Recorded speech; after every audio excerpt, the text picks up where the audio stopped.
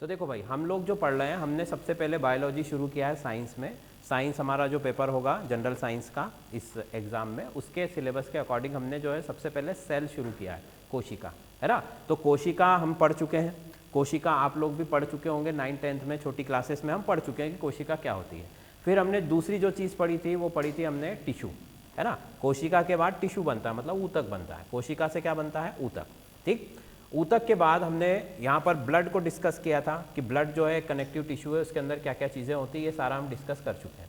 तो अगर आप उसको देखना चाहते हैं तो हमारा जो लेक्चर रिकॉर्ड हो जाता है, यूट्यूब पर आता है, वो आप उसको देख सकते हो। चलो वो तो बात की बात है, आज की बात करते हैं। आज हम क्या पढ़ने वाले हैं? सेल डिवीजन, ठीक है। सेल डिवीजन हमने कल शुरू कर दिया था। अब जो लोग बच्चे कल नहीं आए हैं उनको मैं थोड़ा सा एक बार रिवाइंड कर देता हूँ, थोड़ा सा बता देता हूँ, ताकि उनको आज की कहानी समझ में आए, ठीक है। क्योंकि अगर आज से शुरू करेंगे तो फिर वो थोड़ा सा पीछे हो जाएंगे। देखो सेल डिवीजन क्या है, कोशिका क्यों विभाजन करती है?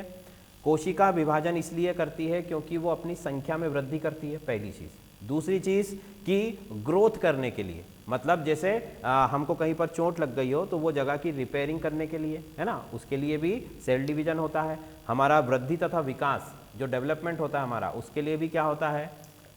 डिवीज़न होता है, सेल डिवीज़न होता है। और तीसरी चीज़ जो होती है वो नंबर्स में बढ़ने के लिए, संख्या में वृद्धि के लिए भी जो है सेल डिवाइड होती है, ठीक। तो सेल डिवीजन क्या है? तो सेल डिवीजन का मतलब है जब कोशिका अपने जैसी कोशिकाओं का निर्माण करती है तो उसको हम कहते हैं कि कोशिका विभाजन हुआ है, ठीक है। अपने अंदर से ही वो 2 या 4 कोशिकाओं का निर्माण कर देती है, ठीक। फिर सेल डिवीजन कितने प्रकार का होता है? तो सेल डिवीजन जो है ये 3 प्रकार का होता है। कौन कौन से प्रकार का होता है? 3। पहला हमने देखा था माइटोसिस, ठीक है, माइटोसिस, मियोसिस और एमाइटोसिस। ये 3 चीजें हमको पढ़नी है। तो देखो मियोसिस, माइटोसिस को हिंदी में क्या बोलते हैं? समसूत्री। कौन सा सूत्री? समसूत्री, ठीक। मियोसिस को बोलते हैं अर्धसूत्री, अर्धसूत्री, ठीक। और एमाइटोसिस को बोलते हैं असूत्री। अब ये सूत्र क्या होता है? सूत्र का मतलब क्रोमोसोम, है ना। सूत्र का मतलब क्या है? क्रोमोसोम। हमें पता है ना कि सेल के अंदर क्या होता है? सेल के अंदर ये सेल है, सेल के अंदर न्यूक्लियस है, न्यूक्लियस के अंदर जो है ये क्रोमोसोम होता है। इसी को हम डीएनए भी बोल सकते हैं, ठीक है, डीएनए या क्रोमोसोम। बात क्लियर इतनी? तो ये जो क्रोमोसोम है इसी को हिंदी में कहते हैं गुण सूत्र। सूत्र का मतलब कि जैसे होता है ना कि एक धागा लंबा, है ना, उसको सूत्र कहते हैं। और गुण का मतलब हमारी क्वालिटीज। तो इसके अंदर क्या होती है? हमारी क्वालिटीज से रिलेटेड जीन्स होते हैं। जीन्स वर्ड तो सुना होगा ना सभी ने कि इनके जीन्स में प्रॉब्लम है या जेनेटिक, इस तरीके की चीज़ें। तो जीन्स का मतलब हर क्वालिटी के लिए एक जीन हमारे शरीर में होता है, ठीक है। चाहे वो हमारे बालों का रंग से लेकर पैर के नाखून तक जो जो भी हमें क्वालिटी है ना, उन सभी के लिए एक एक जीन हमारे पास अवेलेबल होता है। और इवन जो प्लांट्स होते हैं उनमें भी होता है, एनिमल्स होते हैं उनमें भी होता है, ठीक है। तो ये जीन्स हो गया। तो जीन्स की जो एक तरीके से हम कहें कि जीन्स का जो इस तरीके से एक माला बनी हुई है, उसी माला को हम क्या कहते हैं? उसी माला को हम कहते हैं कि ये क्रोमोसोम है, गुणसूत्र है, ठीक है। तो अब देखो यहाँ पर क्या है? माइटोसिस। माइटोसिस का मतलब समसूत्री विभाजन। इसमें क्या होता है जरा मोटा मोटा मैं बता देता हूँ कि एक कोशिका, इस कोशिका ने विभाजन किया, एक कोशिका ने विभाजन किया, विभाजन के बाद जो है ये कितनी कोशिकाएं बनाएंगी? 2 कोशिका, ठीक है। 2 सेल का फॉर्मेशन करेगी आफ्टर डिवीजन। डिवीजन जैसे ही करेगी 2 कोशिका का निर्माण करेगी। अगर इस कोशिका में 46 क्रोमोसोम है, कितने क्रोमोसोम है? 46। एक मानव कोशिका में 46 क्रोमोसोम होते हैं। कितने होते हैं? 46। 46 से ना वो 45 होंगे ना वो 47 होंगे, मतलब ना तो 45 होगा ना 47 होगा। 46 ये फिक्स है। अगर इसमें चेंजेस हुआ तो स्पीसीज चेंज हो जाएगी, फिर वो इंसान का बच्चा नहीं रहेगा, वो कोई और जाति बन जाएगी। तो देखो जरा कि अगर इसमें 46 है तो इन दोनों में भी कितने कितने होंगे? 46, ठीक है। तो ये माइटोसिस का एक स्पेशल क्वालिटी है कि एक सेल से 2 सेल बनेंगी, पहली चीज। पर उसके अंदर जो क्रोमोसोम है उनके नंबर में कोई रिडक्शन नहीं हो रहा है, उनके नंबर में कोई कमी हो रही? क्या नहीं हो रही। यहाँ भी 46 थे, यहाँ भी 46 है, यहाँ भी 46 है। ये क्या हो गया? माइटोसिस। अच्छा, माइटोसिस कहाँ पर होता है? कौन सी सेल में होता है? देखो हमारी जो बॉडी है पूरी, इसके अंदर 2 तरीके की सेल्स होती हैं। एक को कहा जाता है सोमेटिक सेल। कौन सी सेल? सोमेटिक सेल, ठीक है। मैं यही लिख देता हूँ, ये देखो सोमेटिक सेल और दूसरी जर्मिनल सेल। जर्मिनल सेल, ये दो तरीके की सेल हमारी बॉडी में होती है।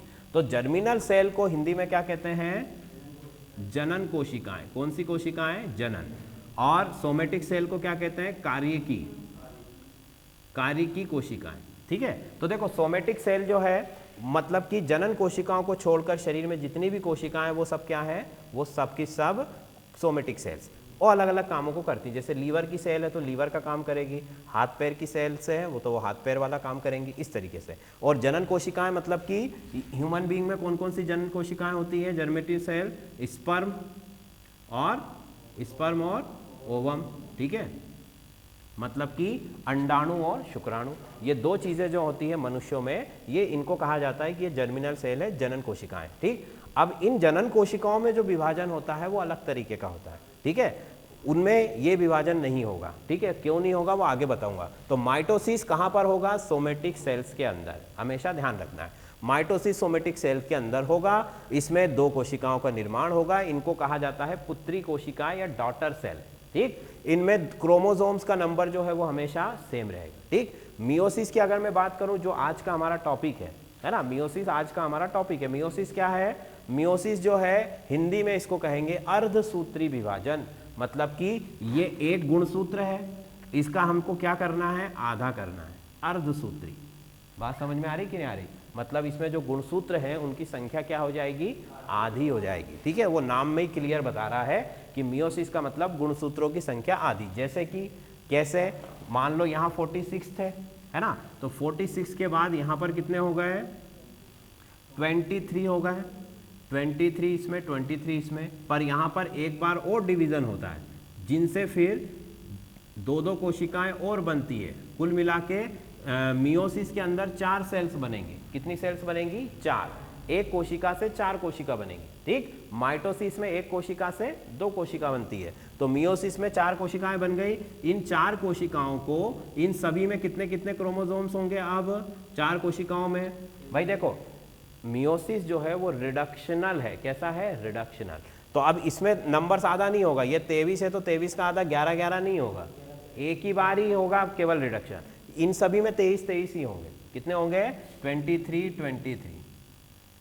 रिडक्शन जो होना था वो एक बार हो चुका है यहाँ पर। तो कुल मिला के हम क्या कहें कि भाई मियोसिस जो है वो अर्धसूत्री विभाजन है। इसमें गुणसूत्रों की संख्या आधी हो जाती है, 46 से 23 हो गई, और कुल कोशिकाओं का निर्माण कितना होता है? 4 सेल्स का फॉर्मेशन होता है। कहां पर होता है मियोसिस? मियोसिस केवल जनन कोशिकाओं में होता है। किसमें होता है? जनन कोशिकाओं में, शुक्राणु और अंडाणुओं में। इसके बारे में अभी डिटेल में हम बात करेंगे। ठीक, फिर अगला देखो एमाइटोसिस। एमाइटोसिस का मतलब असूत्री, मतलब कि ये जो विभाजन होता है इसमें किसी भी प्रकार की कोई भी अवस्थाएं होती नहीं है। जैसे हमने कल अवस्था पढ़ी थी ना, प्रोफेज, मेटाफेज, एनाफेज, टीलोफेज, ये सब पढ़ा था। इस विभाजन में ऐसी कोई अवस्था नहीं होती। इसमें क्या होता है? इसमें सीधा सा कोशिका आई, ठीक है, कोशिका का नाभिक है, सबसे पहले नाभिक टूटेगा, मतलब कि नाभिक में इस तरीके से आपको देखो जो केंद्रक है, जो न्यूक्लियस है, उसमें इस तरीके से डिवीजन होना शुरू होगा। न्यूक्लियस 2 भागों में बढ़ जाएगा और आगे चल के कोशिका 2 भागों में बढ़ जाएगी। मतलब प्रोफेज, मेटाफेज, एनाफेज, टीलोफेज, ऐसी कोई भी फेज यहाँ पर पाई नहीं जाती है। सब काम फटाफट हो जाता है और इसको कहा जाता है डायरेक्ट डिवीजन। कौन सा डिवीजन है ये? मतलब कोशिका यहाँ बिना किसी प्रावस्था के सीधे सीधे विभाजित हो रही है। गुणसूत्र तो होंगे ना, गुणसूत्र तो कोशिका में होंगे, पर ये जो विभाजन है ये कहाँ पर मिलेगा? ये वायरस, बैक्टीरिया, वायरस में मिलता है। कहाँ मिलता है? वायरस में। वायरस को हमने देखा कितनी जल्दी ग्रोथ करता है। वायरस जो सेल है वो कितनी जल्दी ग्रोथ करता है। कहीं पर भी वायरल इन्फेक्शन हुआ, जैसे अभी कोरोना चल रहा है कि कोई कोरोना पॉजिटिव हो गया तो अगले ही दिन उसमें जो है कोरोना के कितने सारे वायरस हो जाएंगे। तो वायरस 24 घंटे में डिवाइड नहीं होगा, वो तो 24 घंटे में पता नहीं कितने बन जाएंगे। क्यों? क्योंकि वहाँ पर बहुत तेजी से डिवीजन हो रहा है, और अगर वो सारी फेस को लेकर चलेगा तो वो इतनी फास्ट डिवीजन कर पाएगा क्या?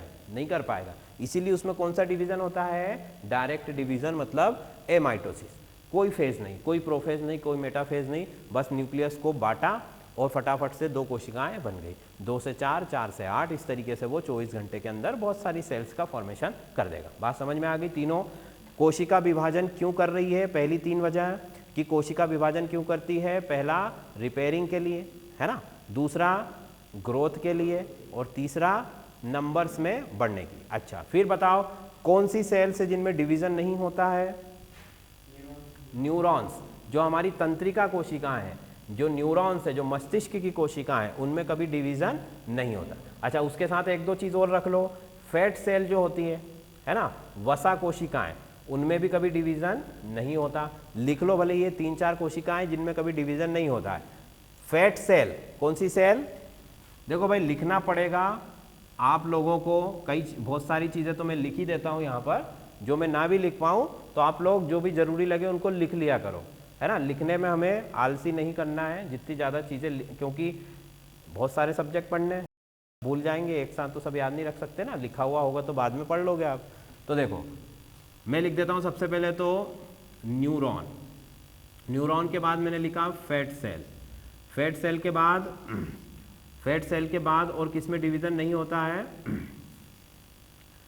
एड्रीनल, एड्रीनल सेल्स, इनमें भी डिवीजन नहीं होता है, ठीक है।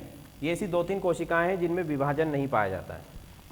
एड्रीनल का मतलब किडनी के ऊपर वाली जो कोशिकाएं होती हैं उनमें विभाजन नहीं होता है, ठीक है। तो वसा कोशिकाएं, जैसे हम देखते हैं ना, कोई व्यक्ति मोटा है तो उसकी जो चर्बी वाली जो कोशिकाएं हैं वो डिवाइड नहीं होती है, क्योंकि अगर वो डिवाइड होना शुरू हो गई तो वो ऑटोमेटिक मोटा होता जाएगा। बात समझ में आ रही कि नहीं आ रही? तो चर्बी वाली कोशिकाएं जिनको हम फैट सेल बोलते हैं वो कभी डिवाइड नहीं करेंगी, न्यूरॉन्स कभी डिवाइड नहीं करेगा, और एड्रीनल ग्लैंड्स, या मतलब जो किडनी के ऊपर वाली जो कोशिकाएं होती हैं वो भी कभी डिवीजन नहीं करेंगी, ठीक। चलो फिर एक और चीज़ कि अगर सेल का डिवीजन अनकंट्रोल हो जाए, सेल नियंत्रित विभाजन करती है, जैसे हमें चोट लगी, सेल ने उसको जगह को भर दिया, है ना। अब ऐसा तो है ही नहीं कि सेल बनती जा रही लगातार, कोई ना कोई तो स्टॉप तो करना पड़ेगा ना उसको, डिवीजन को। तो सेल डिवीजन अगर कंट्रोल में हो रहा है तब तो कोई इशू नहीं है, अगर अनकंट्रोल हो गया तो क्या होगा? सेल डिवीजन, कोशिका विभाजन अगर अनियंत्रित हो जाए, उसी अवस्था को हम कहते हैं कि कैंसर हो गया। उसे क्या हो गया है? कैंसर। कैंसर सबने नाम सुना बीमारी का? कैंसर में क्या होता है? कोशिकाएं जो है अनकंट्रोल डिवाइड होती रहती हैं, ठीक है। एक बार डिवीजन होना शुरू हुआ तो बंद ही नहीं हो रही है। यहाँ पर 10 कोशिका की जरूरत थी, उनने 10,000 बना दिया तो वो गांठ बन गई, ठीक है। उसी को हम क्या कहते हैं? ट्यूमर हो गया, कैंसर हो गया। बात समझ। अब हम मियोसिस के ऊपर बात कर रहे हैं, ये तो मैंने आपको कल की कहानी बता दी पूरी। मियोसिस के ऊपर बात कर लेते हैं फटाफट। मियोसिस आज हम पढ़ने वाले हैं। तो देखो भाई, मियोसिस जो है अर्धसूत्री विभाजन है, ये 2 स्टेप में कंप्लीट होगा, ठीक है। तो कोशिका विभाजन की 2 स्टेप हम सभी को पता है कौन कौन सी होती है। एक तो आई फेस, कल ही बताया था मैंने, आई फेस, और एक एम फेस, ठीक है। एम फेस और आई फेस। आई फेस को हिंदी में, मतलब आई फेस में क्या क्या चीजें हो रही थी कल बताओ जरा? रेस्ट कर रही है सेल। क्या कर रही है? रेस्ट, मतलब विश्राम कर रही है। तो सेम टू सेम जो माइटोसिस में हुआ था वो सारी चीजें इसमें भी होंगी, क्योंकि ये भी है तो सेल डिवीजन ही। आगे जाकर चेंज होगा, पर जो इनिशियल स्टेप है वो तो कैसा है? सेम है। तो देखो कि आई फेज में सेल ने विश्राम किया, रेस्ट किया। कोई कोशिका नई नई बनी है तो वो थोड़ा रुकेगी, आराम करेगी, उसके बाद वो डिवाइड होना शुरू करेगी। कोशिका के 2-3 काम ही होते हैं बस, एक तो ग्रोथ करना, डिवाइड होना, और अपना जो फंक्शन है उसको करना, ठीक है। तो रेस्ट करेगी। रेस्ट के बाद वो क्या कर रही है? रेस्टिंग पोजीशन में ही वो ऑब्टेन कर रही है। क्या ऑब्टेन कर रही है? न्यूट्रिएंट्स, मतलब कि पोषक तत्व जो है वो ग्रहण कर रही है। पोषक तत्व ग्रहण कर रही है कहाँ से? अपने सराउंडिंग से, आसपास के वातावरण से पोषक तत्व क्या कर रही है? ग्रहण कर रही है। मतलब कि अच्छा खाना पीना कर रही है वो, और अब जाके वो ग्रोथ करके थोड़ी सी क्या हो जाएगी? थोड़ा सा वो सिंथेसिस कर लेगी। सिंथेसिस मतलब कि संश्लेषण। संश्लेषण वाली अवस्था में क्या करती है वो? संश्लेषण वाली अवस्था में कोशिका आकार में बढ़ जाती है, ठीक है। उसका जो डीएनए है वो डबल हो जाता है। डीएनए क्या हो जाता है? डबल। भाई जैसे 46 क्रोमोसोम है, तो अगर इससे 2 कोशिकाएं बनेंगी, इसको भी 46 देना है, इसको भी 46 देना है, तो इसको पहले 92 बनना पड़ेगा ना। ये 92 होगा तभी तो आधा आधा इसमें बांट पाएगा। अगर ये 46 का आधा करेगा तो इसमें 23, इसमें 23, मतलब वो तो मियोसिस हो जाएगा। बात समझ में आ रही कि नहीं आ रही? ठीक है भाई। तो देखो जरा, ये हो गई संश्लेषण। संश्लेषण में क्या कर रही है, कोशिका बिल्कुल खा पी के अच्छी बढ़िया हो गई है ना, ताकि आगे वो क्या कर सके, डिवाइड कर सके। उसके बाद क्या हुआ, ठीक है, सिंथेसिस के बाद कौन सी स्टेट थी भाई बताओ जरा, ग्रोथ, वही ग्रोथ सिंथेसिस, अब एक ही बात है। तो ये हो गया। अब देखो हमारे लिए जरूरी कौन सी है, एम फेज, इसमें तो कोई अंतर नहीं आना, जो भी कोशिका बनेगी पहले वो ये सारे काम करेगी, उसके बाद डिवाइड करेगी। अब डिवाइड अगर वो माइटोसिस कर रही है तो चीज़ें अलग हो जाएंगी, मियोसिस करेगी तो चीज़ें अलग हो जाएगी। अब देखो यहाँ से हमारा आज का टॉपिक शुरू हो रहा है कि एम फेज में वो क्या क्या कर रही है। तो देखो मियोसिस जो है, मियोसिस 2 स्टेप में पूरा होगा। कौन कौन सी स्टेप में, पहला है मियोसिस फर्स्ट, कौन सा है, मियोसिस फर्स्ट, और दूसरा कौन सा है, मियोसिस सेकेंड। बात समझ में, हमने देखा था ना अभी मियोसिस में 4 कोशिकाएं बन रही है, पहले 2 बनती हैं, फिर 2 से क्या हो जाती हैं 4। तो वो जो पहले 2 बनने वाला फेस है उसको कहेंगे मियोसिस फर्स्ट, और जो दूसरा फेस है उसको क्या कहेंगे, मियोसिस सेकेंड। तो देखो ये हो गया। अब मियोसिस फर्स्ट जो होता है ये क्या होता है, रिडक्शनल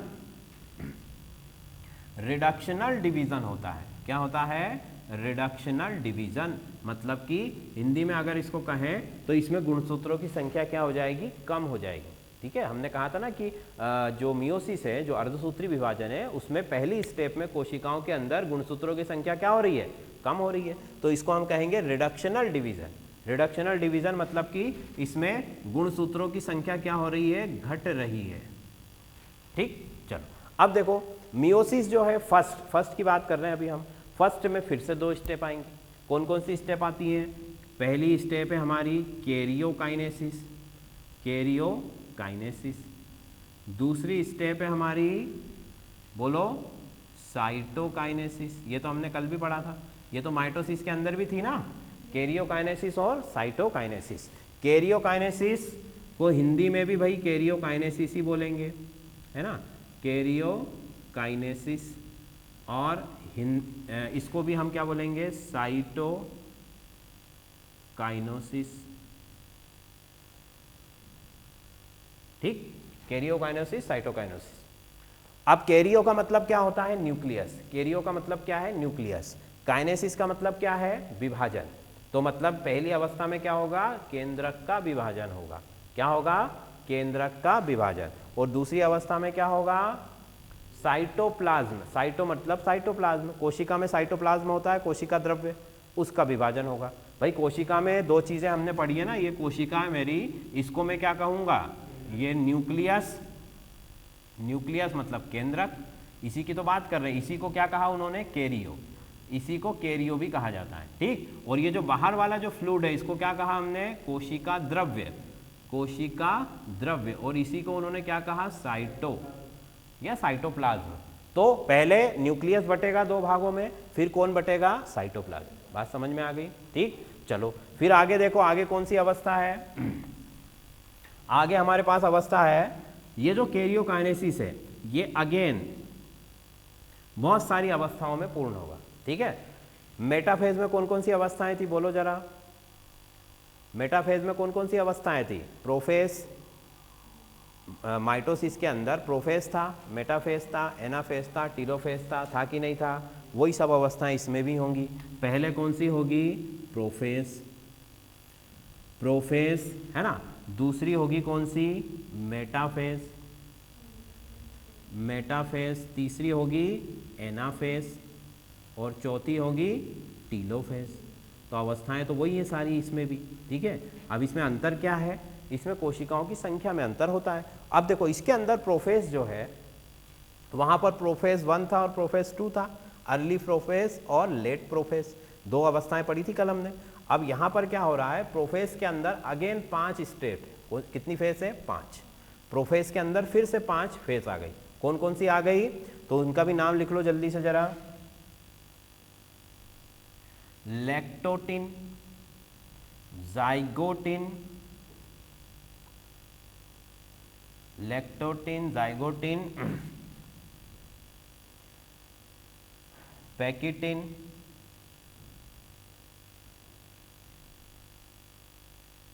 डिप्लोटिन। ठीक, और एक और है, यहाँ पर जगह कम पड़ गई, इसके बाद है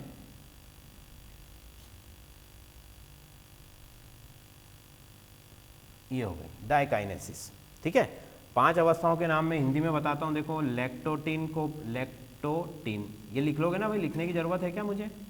लैक्टोटीन, जाइगोटीन, हिंदी में भी ऐसा ही लिखेंगे इनको, इनका कोई हिंदी नाम नहीं है ना। तो लैक्टोटीन, जाइगोटीन, हाँ पेसिटिन या पेक्टिटिन बोलते हैं इसको, ये हो गया आपका डाइप्लोटीन और ये हो गया डाइकाइनोसिस। ठीक, अब ये तो अभी हमने सिर्फ ब्लूप्रिंट बनाया है कि ये चीज़ें इसके अंदर हो रही है। अभी फिर हमको क्या पढ़ना है, इन सभी अवस्थाओं में क्या क्या होता है वो हमको पढ़ना है। ठीक है, तो जल्दी से पहले इसको उतार लो, ऑनलाइन वाले भी इसको उतार लो। और साइटोकाइनेसिस में कोई स्टेट नहीं है। ठीक, मियोसिस सेकेंड जो है, मियोसिस सेकेंड माइटोसिस के इक्वल होता है। मतलब मियोसिस सेकेंड इक्वल टू क्या है, माइटोसिस। इसमें कोई परिवर्तन नहीं होता है, वही सारी चीज़ें होती जो माइटोसिस में होती। तो अगर हमको देखा जाए तो पढ़ना क्या है, सिर्फ हमें कैरियोकाइनेसिस में प्रोफेज, ठीक है, फिर मेटाफेज, एनाफेज और टीलोफेज, ये 4 अवस्थाएं जो है हमको पढ़नी। इधर लिख देता हूँ मैं, ये हो गई मेरी मेटाफेज। सबने नोट कर लिया, इनको अच्छे से याद रखना। ठीक है, लैक्टोटीन, जाइगोटीन, पैकिटिन और डाइप्लोटीन और डाइकाइनोसिस, ये 4 अवस्थाएं, ये 5 अवस्थाएं जो हैं ये बहुत इंपॉर्टेंट है। ठीक है भाई, हो गया ये इतना। अब मैं इसको मिटा देता हूँ, अब केवल हम इसके ऊपर बात करेंगे, ये सारा कुछ मैं मिटा रहा हूँ। अब मैं आपसे पूछूंगा, है ना, लिख के रख लिया है सब, तो नाम मुझे बताना। सबसे पहले हम बात करेंगे प्रोफेस की। प्रोफेस में 5 अवस्थाएं हमने बताई कि भाई 5 अवस्थाएं होती है प्रोफेस के अंदर, 5 अवस्थाएं हैं। ठीक, पहली अवस्था को, हाँ लैक्टोटीन। ठीक है, पहली अवस्था एक एक करके, लैक्टोटीन पहली अवस्था कौन सी है, लैक्टोटीन। इसमें क्या होता है, तो देखो अभी तक हमने देखा कि इंटरफेस के अंदर कोशिका खा पी के बढ़िया हो चुकी है ना, ग्रोथ कर चुकी है। अब वो क्या है, रेडी है किसके लिए, डिवीजन के लिए, विभाजन के लिए वो तैयार हो चुकी है। मतलब कि जो इंटरफेस से जो कोशिका आई है, उस कोशिका के अंदर क्या है, गुणसूत्रों की जो संख्या है वो डबल हो चुकी है। और गुणसूत्र जो है वो इस तरीके से क्या है, बिखरे हुए हैं। इस तरीके से कैसे हैं, बिखरे हुए हैं। मतलब कि गुणसूत्र हमको पता ही है कि सभी में कैसे हैं, बिखरे हुए ही होते हैं गुणसूत्र। तो बाद में धीरे धीरे जाके वो क्या होने लगते हैं, अरेंज होने लगते हैं। तो लैक्टोटीन में सबसे पहले क्या होता है कि जो कोशिका वहाँ से आई है, उसमें जो आपके गुणसूत्र है, जो क्रोमोसोम्स हैं, वो पूरे बिखरे हैं। जैसे कि ये बायर का बंडल पड़ा हुआ है, इस तरीके से बंडल पड़े हुआ पूरा कोशिका के अंदर। तो सबसे पहले कोशिका क्या काम करती है, उनको अरेंज करने का काम करती है। ठीक है, चीज़ें वही होंगी जो माइटोसिस में हुआ था, केवल अंतर इसमें क्या है कि अंत में जाके गुणसूत्रों की संख्या आधी रह जाती है। ठीक है, जब स्पर्म बनेगा, मतलब ये इंटरेस्टिंग बात है कि स्पर्म को बनाने वाली जो कोशिका है, ठीक है, वो तो 46 क्रोमोसोम वाली ही है। ठीक है, पर जब स्पर्म बनता है तो उसमें कितने क्रोमोसोम है, 23। बात समझ में आ रही ना। स्पर्म जहाँ पे भी बनता है, जिन जर्मिनल सेल्स से के द्वारा स्पर्म का, शुक्राणु का निर्माण होता है, तो शुक्राणु में तो 23 क्रोमोसोम ही होते हैं, पर जो कोशिका ने उसको बनाया है, उस कोशिका में तो पूरे 46 क्रोमोसोम थे, है ना। वो तो क्या है, वो तो नॉर्मल सेल की तरह ही थी। तो अब आगे देखो कि सबसे पहले इसने क्या किया, लैक्टोटीन के अंदर कॉइलिंग शुरू हुई। क्या शुरू हुई, कॉइलिंग। कॉइलिंग को क्या बोलते हैं, कुंडलन। ठीक है, मतलब कि जो क्रोमोसोम ऐसा बिखरा हुआ पड़ा है, वो उसमें क्या परिवर्तन होने लगे, उसमें परिवर्तन होने लगे कि वो इस तरीके से बहुत अच्छे से ये कॉइल हो गया।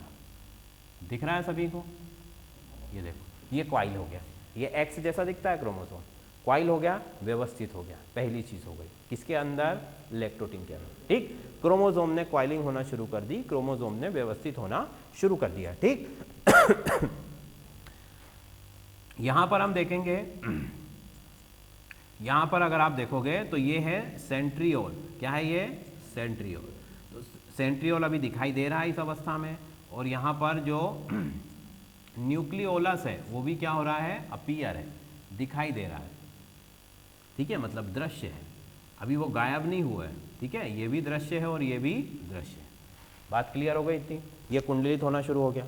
अब पहली स्टेप है ये। अगली स्टेप में क्या होगा भाई, लैक्टोटीन के बाद कौन सी स्टेप आती है, अच्छा इसमें हमको लिखना पड़े तो हम क्या लिखेंगे कि कॉइलिंग हुई है, कुंडलन हुआ है गुणसूत्र के अंदर। ठीक है, गुणसूत्र के अंदर कुंडलन होना शुरू हो गया। ठीक, अब अगली अवस्था बोलो। ये डायग्राम बना लिया सबने?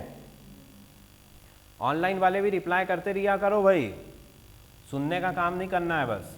बोलो डायग्राम बन गया? हाँ चलो, तो अब मैं अगला चलता हूँ। लेक्टोटिन के बाद कौन सी फेज थी मेरी, बोलो? जायगोटिन। ठीक, जायगोटिन का जो जायगो जो वर्ड है इसका मतलब होता है पेयर। क्या होता है? पेयर बनाना। पेयर का मतलब हिंदी में क्या होता है? जोड़ी। तो अब ये जो कॉइलिंग हुई है इसमें गुणसूत्रों की जोड़ी बनने लगती है। क्या बनने लगती है? जोड़ी। मतलब कि जैसे 46 क्रोमोसोम है तो उन 46 में से 23 एक जगह जाना है, 23 दूसरे जगह जाना है, तो वो क्या करती है? 23 पेयर्स बना के रख लेती है। कोशिका क्या कर रही है? 23 पेयर जोड़ी में उनको बिल्कुल जमा के खड़ा कर लिया ताकि जाने में क्या हो जाए? आसानी। तो इस अवस्था में क्या होगा देखो जरा, इस अवस्था में ये सेल मैंने बनाई, ये न्यूक्लियस है अभी भी इसके अंदर। ठीक, न्यूक्लियस में क्रोमोसोम क्या होने लगे हैं? इस तरीके से, ये देखो इस तरीके से ये जोड़ी बना बना के और एक लाइन में खड़े हो गए, जोड़ी बनाने लगे। कुल मिला के ये देखो ये जोड़ी बनाने लगे। ठीक है, जोड़ियां बनने लगी, पेयरिंग होने लगी। ये किस अवस्था में होता है? जायगोट। अब देखो अवस्थाएं तो हमने हमारे मन से बना रखी हैं, वहाँ पर तो ये सारी चीज़ें एक ही सीक्वेंस में हो रही है ना, लगातार होती जा रही है। ये सारी अवस्थाएं हमने हमारे जो साइंटिस्ट हैं उन्होंने अलग अलग इनके नाम दे करके और इनको अरेंज करके ताकि हमको पढ़ने में आसानी हो। तो जायगोटिन में जोड़ी बनना शुरू हो गई। ठीक, यहाँ पर अभी भी जो है सेंट्रियोल दिखाई दे रहा है, सेंट्रियोल दिखाई दे रहा है और केंद्रिका भी जो है अभी यहाँ पर दिखाई दे रही है। न्यूक्लियोलस जो है वो भी क्या हो रहा है? दिखाई दे रहा है। ये केंद्रिका है, दोनों चीजें दिखाई दे रही है। ठीक, ये अवस्थाएं हो गई दोनों। इसके बाद बोलो अगली अवस्था बोलो कौन सी थी? हाँ देखो ये सबसे इंपॉर्टेंट है, जो हमारी अगली अवस्था है ये क्या है? ये सबसे इंपॉर्टेंट है। इसमें क्या होता है देखो, ये हो गया सबका, मिटा दूं। अब देखो ये जो क्रोमोसोम मैंने बनाया है, इस क्रोमोसोम का पहले मैं आपको कुछ एक दो चीज़ें इसकी बता देता हूँ जो अभी हमारे काम की। ये क्रोमोसोम है मेरा, तो ये जो क्रोमोसोम बनता है इसमें जो दो आपको पार्ट्स दिख रहे हैं, एक ये वाला और एक ये वाला, तो ये एक अलग धागा है और ये एक अलग धागा है और ये दोनों एक पॉइंट पर जुड़े रहते हैं। ठीक है, तो ये जो अगर ये जुड़े हुए हैं तो इस पूरे को हम एक ही क्रोमोसोम बोलेंगे और अगर ये अलग अलग हो गए तो ये दो हो जाएंगे। फिर बात समझ में आ रही कि नहीं आ रही है ना? तो अब ये जो इस तरफ वाला जो है, इन दोनों पार्ट्स, इनको कहा जाता है सिस्टर क्रोमेटिड्स। क्या कहा जाता है? Sister chromatid. ठीक है, मतलब कि ये आपस में दोनों कैसी हैं? बहनें हैं। ठीक है, या भाई हैं, जो भी आप मान लो, इनका नाम क्या है? Sister chromatids. ये और ये दोनों आपस में कैसी हैं? सिस्टर्स हैं, बहनें हैं। ठीक, अब इस तरीके के कई सारे गुणसूत्र हैं कोशिका के अंदर। तो अब ये जो अगली अवस्था है हमारी, इस अवस्था में क्या होने वाला है? इस अवस्था में सिस्टर क्रोमेटिड्स जो हैं वो एक दूसरे पर ओवरलैप करने लगते हैं। क्या करने लगते हैं? ओवरलैप करने लगते हैं, मतलब अतिव्यापन करने लगते हैं। अतिव्यापन का मतलब क्रॉसिंग करने लगते हैं।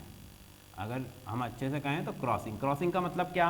कि एक ये क्रोमोसोम है ना, तो ये दूसरा क्रोमोसोम यहाँ से आया इस तरीके से और इस क्रोमोसोम के इस वाले पार्ट को इसने इस तरीके से क्रॉस कर दिया।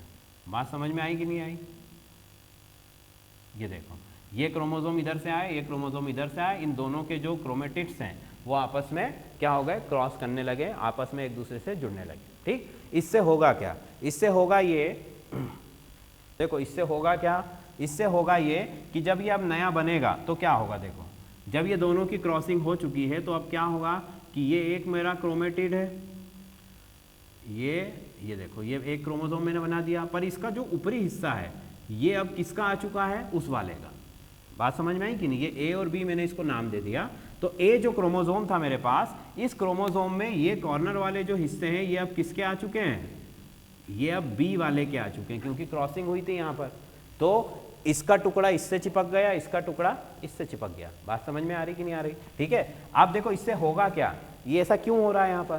क्योंकि देखो जो हमारा स्पर्म बनेगा या जो भी हमारी जर्मिनल सेल प्रोड्यूस होगी, उससे जब जायगोट बनता है तो उसमें माता पिता दोनों के गुण जाते हैं, है ना, जो भी आपका मेल फीमेल है उन दोनों की क्वालिटीज जाएगी नेक्स्ट जनरेशन में, तो वो दोनों क्वालिटीज इस तरीके से ओवरलैपिंग करती है ताकि नेक्स्ट जनरेशन में जो है दोनों के गुण जा सकें। ठीक है, बात समझ में आई। अगर अकेला एक मेल का गुणसूत्र चला गया तो भी कोई काम का नहीं, अकेला फीमेल का चला गया तो भी कोई काम का नहीं। तो इस वजह से यहाँ पर क्या हो रही है, क्रॉसिंग हो रही है। ठीक है, तो यहाँ पर भी सेम वही चीज़ हुई और उसके साथ भी वही चीज़ होगी कि जब वो अलग होगी इससे तो क्या होगा, जब ये अलग होगी तो इसके साथ भी यही चीज़ होगी कि इसका ऊपरी हिस्सा जो है एक तरफ वाला वो किसके जैसा बन चुका है, वो ए वाले का आ चुका है। क्लियर इतनी बात। तो कुल मिलाकर अगर कहें तो ये जो स्टेप है इसमें क्या हो रहा है, क्रॉसिंग या ओवरलैपिंग। क्लियर इतनी बात सबको समझ में आती है। चलो आगे चलो, अगली स्टेप कौन सी है, ये बन गया सबका, ये सबसे इंपॉर्टेंट स्टेप है ना, ये जो स्टेप है सबसे इंपॉर्टेंट। ये क्वेश्चन पूछा जाता है कि क्रॉसिंग मियोसिस की कौन सी फेज में होती है। ठीक है, तो ये हमको याद रखना है। चलो अब नेक्स्ट कौन सी स्टेप है बोलो जरा, डिप्लोटिन। डिप्लोटिन में क्या हो रहा है, डिप्लोटिन में अब जो क्रोमोसोम्स हैं, है ना, जो पास पास में आ गए थे अब वो धीरे धीरे अलग होने लगे। क्या होने लगे हैं, अलग होने लगे, दूर होने लगे। ठीक है, तो हम यहाँ पर कह सकते हैं कि जो क्रोमोसोम्स है उनका मूवमेंट होने लगा है। क्या होने लगा है, मूवमेंट। ये दोनों एक दूसरे से क्या होने लगे हैं, सेपरेट होने लगे, अलग होने लगे। ठीक, और इसके बाद वाली जो फेस है वो कौन सी फेस है, ठीक है, इस अवस्था में क्या होता है, इस अवस्था में वो पूरी तरीके से अलग हो जाते हैं। ठीक है, मतलब ये दोनों अवस्थाएं सिर्फ क्या है कि एक में क्रोमोसोम अलग होना शुरू हुए और दूसरी में क्या हो गए, अलग अलग हो गए। ठीक है, एक में अलग होना शुरू हुआ, दूसरी में अलग हो चुके हैं। बात समझ में आ गई। तो सबसे पहली प्रोफेज की अवस्था में क्या हुआ था, क्रोमोसोम्स कॉइल होना शुरू हो गए, कुंडलन होना शुरू हो गया। दूसरी अवस्था में क्या हुआ, क्रोमोसोम ने क्या करना शुरू कर दिया, पेयर बनाना शुरू कर दिया। पेयर बनाने के बाद क्या किया, ओवरलैपिंग कर ली। ओवरलैपिंग के बाद क्या किया, दूर जाने लगे। भाई पहले पास आए थे किसके लिए, ओवरलैपिंग के लिए, ओवरलैपिंग हो गई तो क्या हो गए, दूर चले गए। और दूर जाने का काम किन किन अवस्थाओं में हो रहा है, एक तो इसमें और एक इसमें। इसमें दूर जाना शुरू किया, इसमें दूर जा चुके हैं। बात समझ में आ गई। ये हो गया हमारा मियोसिस। अब देखो अगली स्टेप, अगला क्या था भाई हमारा, मेटाफेज। अगला कौन सा है, ये तो अभी प्रोफेज ही खत्म हुआ है बस, इसके बाद क्या है, मेटाफेज। मेटाफेज में क्या होगा देखो जरा, मेटाफेज में, अच्छा जो हमारा माइटोसिस था उसमें क्या हुआ था मेटाफेज में, बताओ जरा। माइटोसिस हमने पढ़ चुके हैं ना कल, उसमें मेटाफेज में क्या हुआ था, मेटा का मतलब होता है सेंटर। ये तो पूरा ही केंद्रक का विभाजन ही चल रहा है, सेंटर में अलाइन होगा। क्या होगा, सेंटर में। ये मेरी कोशिका, इस कोशिका में जितने भी गुणसूत्र हैं वो सब क्या हो गए, कोशिका के बीच की वाली जो लाइन है उसमें आकर के जमा होगा इस तरीके से। ठीक है, मेटाफेज में जितने भी गुणसूत्र है वो सब बीच वाली लाइन में आकर अरेंज हो गए। ठीक, अच्छा इससे पहले जो प्रोफेज की जो लास्ट वाली स्टेप थी हमारी, कौन सी, डायकाइनेसिस। उसमें दो चीज़ें और होती हैं। उसमें दो चीज़ें कौन सी होती है कि सेंट्रियोल पोल्स की तरफ जाने लगे, है ना, और केंद्रिका क्या हो गई, लुप्त हो गई। सेंट्रियोल्स पोल्स की तरफ जाने लगे। सेंट्रियोल मतलब समझ रहे हो ना, जिनसे धागे निकलेंगे अभी, जो क्रोमोसोम को पकड़ के क्या करते हैं, खींच लेते हैं। तो सेंट्रियोल ध्रुवों की तरफ जाने लगे और साथ में क्या हुआ, केंद्रिका अदृश्य हो गई। ठीक, केंद्रिका अदृश्य होने के साथ नाभिक की झिल्ली भी क्या हो गई, वहां पर अदृश्य हो गई। बात समझ में आ रही। तो उसमें लिख लो पहले कि डायकाइनेसिस जो फेज थी उसमें क्या क्या चीजें हुई। तो उसमें पहली चीज लिख लो कि जो न्यूक्लियोलस है वो डिसअपेयर, मतलब नाभिक केंद्रिका अदृश्य हो गई। नाभिक जो है वो डिसअपेयर हो गया, सॉरी केंद्रिका जो है वो डिसअपेयर हो गई, गायब हो गई। ठीक, दूसरी चीज मेम्ब्रेन ऑफ न्यूक्लियस, नाभिक की झिल्ली वो भी गायब हो गई, नाभिक की झिल्ली गायब हो गई। और तीसरी चीज कि जो सेंट्रियोल है, जो तारिकाएं हैं, हिंदी में उनको क्या कहते हैं, तारिकाएं। ये तारिकाएं ध्रुवों की ओर गति कर रही हैं। क्या कर रही है, पोल्स की ओर जा रही है। ठीक, चलो अब वापस इस पे आ जाओ। तो देखो फिर से क्या हुआ, मेटाफेज के अंदर ये सेंट्रियोल पोल्स की तरफ यहां पर आ चुकी हैं अब, और इन्होंने क्या किया, अपने अपने शुक्राणु नहीं, अपने अपने जो स्पिंडल फाइबर्स हैं, जो धागे हैं, उनसे क्रोमोसोम्स को पकड़ लिया। ठीक है, अभी तो शुक्राणु बना ही नहीं है, ये क्रोमोसोम्स को पकड़ लिया और क्रोमोसोम को पकड़ने के बाद वो क्या करना शुरू करेंगी, अब इसको पीछे की तरफ खींचने लगेंगी। ठीक है, खींचने वाली अवस्था कौन सी आ जाएगी, एनाफेज। एनाफेज में क्या हो रहा था, खींच रहा था, मतलब ये कोशिका, और अब गुणसूत्रों को उन धागों ने क्या करना शुरू कर दिया, पीछे की तरफ खींचना शुरू कर दिया। ठीक, ये धागे इस तरीके से ये कोशिका ने इनको पीछे की तरफ, सेंट्रियोल्स ने इनको पीछे की तरफ खींचना शुरू कर दिया। ठीक, इतनी बात समझ में आई।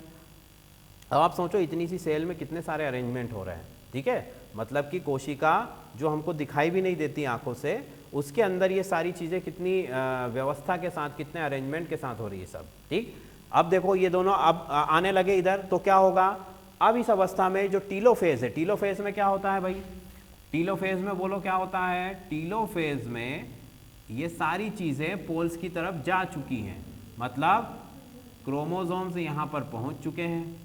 ठीक है, क्रोमोसोम्स यहाँ पर पहुँच चुके हैं। ठीक है, ये देखो यहाँ पर भी क्रोमोसोम अपने पहुँच चुके हैं। ठीक, अब क्या होगा, देखो टीलोफेज में वो सारी चीज़ें धीरे धीरे वापस आने लगेंगी जो आपकी प्रोफेज में गायब होती है।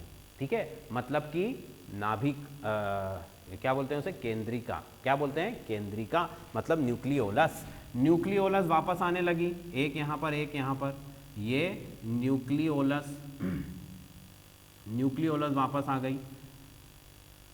न्यूक्लियोलस के वापस आने के साथ क्या क्या वापस आ गया, अब देखो धीरे धीरे यहाँ पर क्या होता है, केंद्रक की झिल्ली वापस आने लगती है इस तरीके से, मतलब कि मेम्ब्रेन जो है वो वापस आ गई है, मेम्ब्रेन वापस आ गई। यहाँ पर भी जो है ये मेम्ब्रेन जो है ये वापस आ गई है। ठीक, मेम्ब्रेन वापस आ गई, यहाँ भी मेम्ब्रेन वापस आ गई। तो जो जो चीज़ें गायब हुई थी वो सब क्या हो गई, वापस आ गई। अब यहाँ पर जो है हमारा जो कैरियोकाइनेसिस है वो क्या हो चुका है, खत्म हो चुका है। नाभिक का विभाजन करना था हमको, नाभिक विभाजित हो चुका है। एक ही कोशिका के अंदर पहले एक नाभिक था, एक न्यूक्लियस था, अब कितने हो चुके हैं, 2। तो मतलब कैरियोकाइनेसिस खत्म हो चुका है। इसके बाद वाला प्रोसेस कौन सा आता है भाई, कैरियोकाइनेसिस के बाद, ये डायग्राम सब बनाते चल रहे हो ना, डायग्राम से याद रहेगी चीज़ें, रटने से याद नहीं रहेंगी। अब देखो इसके बाद शुरू होता है साइटोकाइनेसिस। इसके बाद क्या शुरू होता है, साइटोकाइनेसिस। साइटोकाइनेसिस में क्या होगा, साइटोकाइनेसिस में ये देखो, ये रही मेरी कोशिका, इसमें एक नाभिक जो है वो यहाँ पर है, इसमें क्रोमोसोम है, एक नाभिक यहाँ पर है, इसमें भी क्रोमोसोम। अब कोशिका ने बीच में से यहाँ से बंटना शुरू कर दिया, 2 हिस्सों में ये बंटना शुरू हो गई इस तरीके से। ये देखो ये 2 हिस्सों में ये बंटना शुरू हो गई, एक का केंद्रक ये रहा, दूसरे का केंद्रक ये रहा। ठीक, अब धीरे धीरे ये जो गैप है ये पूरा कंप्लीट हो जाता है और इस तरीके से एक कोशिका ये बन जाती है और दूसरी कोशिका ये बन जाती है। क्लियर, इतनी बात समझ में आई कि नहीं आई। पर इस बीच क्या हुआ, अब कोशिकाओं में गुणसूत्रों की संख्या आधी हो चुकी है। इस कोशिका में गुणसूत्रों की संख्या 46 थी, अब इनमें क्या हो चुकी है, 23। ठीक, ये चीज ध्यान रखना हमको बस मियोसिस में, बाकी तो सारी कहानी लगभग सेम ही है ना। गुणसूत्रों की संख्या हमको ध्यान रखना है, इतनी बात हो गई। अब मियोसिस सेकंड स्टार्ट होगा। क्या स्टार्ट होगा, मियोसिस सेकंड। मियोसिस सेकंड को हमने किसके इक्वल माना था भाई, देखो वो ब्लूप्रिंट में लिखा हुआ है, मियोसिस माइटोसिस। ठीक है, माइटोसिस के बराबर ही क्या होता है, मियोसिस सेकंड। क्या क्या चीज़ें होंगी उसमें भी माइटोसिस के अंदर, वापस से वही प्रोफेज, मेटाफेज, एनाफेज, टीलोफेज। मतलब अब क्या करना है, अब ये जो 2 कोशिकाएं बनी है इनसे 4 बनाना है, बस क्या बनाना है, 4 कोशिका। इनसे अब 4 कोशिका बनानी है। तो 4 कोशिका बनाने के लिए कोशिका क्या करेगी, अब कोशिका इस कोशिका को पूरी फेज से गुजारेगी, इसको भी गुजारेगी। मतलब अब यहाँ पर फिर से क्या होगा, प्रोफेज, फिर से क्या होगा, प्रोफेज, फिर क्या होगा, मेटाफेज। ठीक है, फिर क्या होगा, एनाफेज होगा और लास्ट में क्या होगा, टीलोफेज। और टीलोफेज के बाद जो है इसमें साइटोकाइनेसिस हो जाएगा। बात समझ में आई कि नहीं आई। ठीक है, मतलब आप ये मत देखो कि ये मियोसिस से बन के आ रही, उससे कोई मतलब नहीं। आप तो ये समझो ये एक कोशिका, इसको विभाजित करना है किसके थ्रू, माइटोसिस के, ठीक है। समसूत्री विभाजन के द्वारा इसमें विभाजन होना है, तो वो सारे प्रोसीजर फॉलो करेगी जो एक नॉर्मल सेल करती है, ठीक। और माइटोसिस हो गया इसके अंदर, मतलब मियोसिस सेकेंड हो गया, तो वही प्रोफेज बनाएगी। प्रोफेज में क्या होता है, प्रोफेज में फिर से जेनेटिक मटेरियल क्वाइल होगा, है ना, फिर से केंद्रिका गायब होगी, न्यूक्लियस की झिल्ली फिर से गायब होगी, सारी चीज़ें फिर से होंगी। मेटाफेज में वो फिर से सेंटर में आके अरेंज हो जाएंगे, है ना, और जो सेंट्रियोल है वो धागे से उनको खींचना शुरू कर देंगी। एनाफेज में वो खींचना शुरू, पीछे की तरफ खींचना शुरू हो गया है, और टीलोफेज में वो पीछे की तरफ पहुंच चुके हैं, ठीक है, वही सारी चीज़ें। फिर लास्ट में क्या हुआ, लास्ट में यही घटना हो गई कि एक कोशिका से दो कोशिकाओं का निर्माण हो गया। बस अंतर क्या था कि इसमें 23 थे और इनमें भी क्या होंगे, अब 23 होंगे, ठीक। एक कोशिका ने 2 बनाई तो 2 ने कितनी बनाई, 4, मतलब कि कुल मिलाकर मियोसिस के अंदर कितनी सेल्स का फॉर्मेशन होगा, 4 सेल्स का। और गुणसूत्रों की संख्या सब में कितनी होगी, आधी होंगी, किसकी तुलना में, मात्र कोशिका की तुलना में, मतलब कि जो पेरेंट सेल है उसके कंपैरिजन में गुणसूत्रों की संख्या, क्रोमोसोम्स का नंबर आधा रह जाएगा। बात समझ में आ गई, ये मियोसिस होता है, ठीक है, मियोसिस। अब एक और क्या बचा है हमारा, एमाइटोसिस। क्या बचा है, एमाइटोसिस। एमाइटोसिस को भी मैं समझा देता हूँ जल्दी से, तो उसमें 2-3 लाइनें लिखना है हमको, बस ज़्यादा कुछ नहीं है उसके अंदर। पहला तो लिख लो, एमाइटोसिस क्या है, डायरेक्ट सेल डिवीजन है। पहली लाइन लिख लो, प्रत्यक्ष कोशिका विभाजन, direct cell division. Amitosis direct cell division, प्रत्यक्ष कोशिका विभाजन, ठीक। दूसरी बात लिखो, ये किस में पाया जाता है, तो लिखो यूनिसेलुलर लिविंग ऑर्गेनिज्म, एक कोशीय जीव, इनके अंदर पाया जाता है। हमारे जैसे वेल डेवलप्ड एनिमल के अंदर ये चीज़ें नहीं होती हैं, ठीक है, हमारे अंदर सारा काम सिस्टम से होता है, और इसके अंदर कोई सिस्टम है क्या, नहीं है, ठीक है। चलो, तो यूनिसेलुलर के अंदर ये पाया जाएगा। फिर क्या होगा इसके अंदर, तो लिख लो all division phases are absent, सभी कोशिका विभाजन की अवस्थाएं नहीं होती, कोशिका विभाजन की कोई भी अवस्था इसमें नहीं होगी। किन अवस्थाओं की बात कर रहे हैं हम, प्रोफेज की, मेटाफेज की, एनाफेज की, टीलोफेज की, इन्हीं अवस्थाओं की बात। चलो फिर अगली लाइन लिखो इसमें, it's very fast compared to mitosis and meiosis, it's very fast compared to mitosis and meiosis, यह समसूत्री तथा अर्धसूत्री विभाजन की तुलना में, यह समसूत्री तथा अर्धसूत्री विभाजन की तुलना में तीव्र गति से होता है।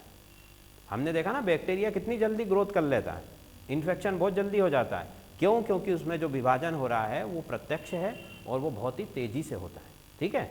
चलो, और इसके बारे में हम क्या लिख सकते हैं, इसमें क्रोमोसोम्स के नंबर में कोई चेंज नहीं होगा, जैसा माइटोसिस में होता है वैसा ही इसके अंदर भी होगा, ये भी 2 सेल ही बनाएगा, ठीक है, बस इसकी गति तेज होती है। क्लियर इतनी बात स्टूडेंट। तो ये हमारा सेल डिवीजन का टॉपिक था जो कंप्लीट हो चुका है।